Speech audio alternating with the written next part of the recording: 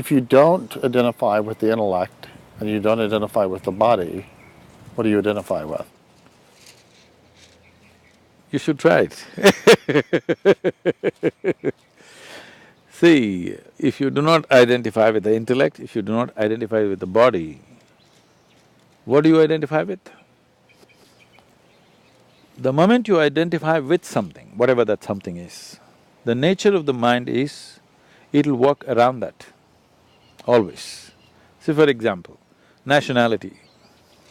In India, we have a better experience of this, everybody has, but there are many people here who moved from some other country to United States now. In India, what was India was split into three different countries at one time. So suddenly you fall on this side of the border, you become one kind of identity, that side of the border, you become another kind of identity. The moment you identify that I'm Indian, just a piece of cloth flies, flutters in the air, tears will come, a flag. People are willing to live for it, die for it.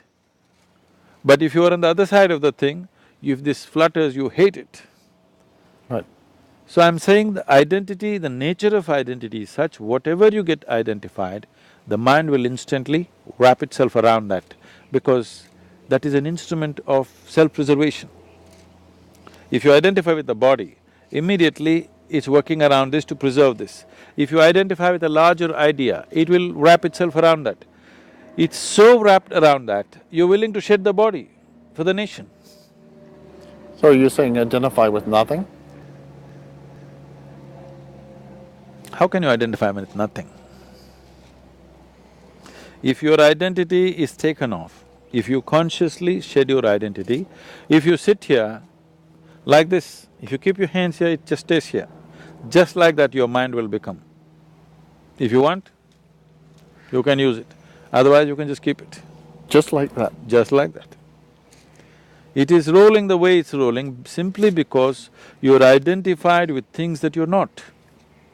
So, I certainly believe you that all these You should things not, that being a scientist, you should not believe well, me. no, I no, don't believe anything. no, this is something that I find very easy it's very compatible with my views as a scientist, to think that the things that we identify ourselves with are fairly arbitrary, like our body or our conscious stream of thought or, our knowledge or something like that. Family, nation, Yeah. this, that, those ideologies, those everything. those are very, yeah. And so I'm very comfortable with the idea that we have, for convenience, for survival, as you said, we construct a model of the world. Yeah. In which there are certain objects and they have certain properties, and we're one of the objects, and we have boundaries and properties, but that's just made up. That's just a model that we made up. It's only an approximation. It's useful for certain purposes, but it's not really the nature of reality. It's something that we've imposed on reality for our own understanding. That I'm very comfortable with, that notion. What is hard for me is to know how to put that into practice in a useful way. Because the thing that I know how to do, of course, is to manipulate that model and work with that model, and I mean that's the thing I've done all my life.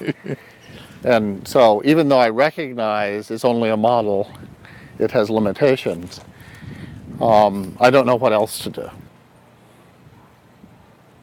It's not that you have to do something different with what you're doing around you, but something different with yourself. You don't have to change what you're doing outside. But the reason why I'm talking to you today is, if somebody is competent enough to do things which could make life better, which could create fantastic things in the world, such a mind, such a human being should not suffer the limitations of identity. I love that idea. I wish I knew how to do it. I can do it for you.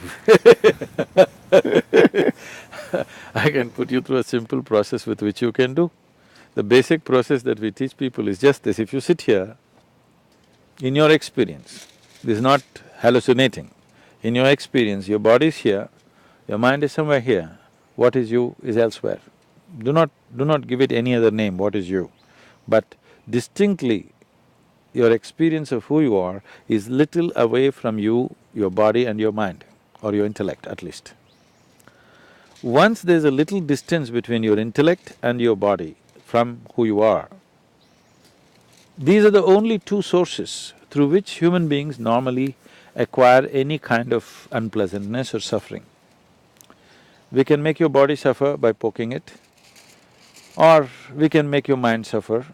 This doesn't need poking, most people are in self-help. You're poking me right now.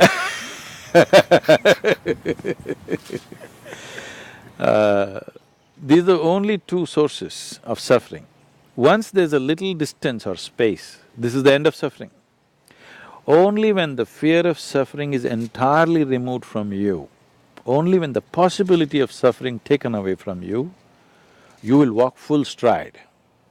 Otherwise, every human being is only half a step, because always the question is, what will happen to me?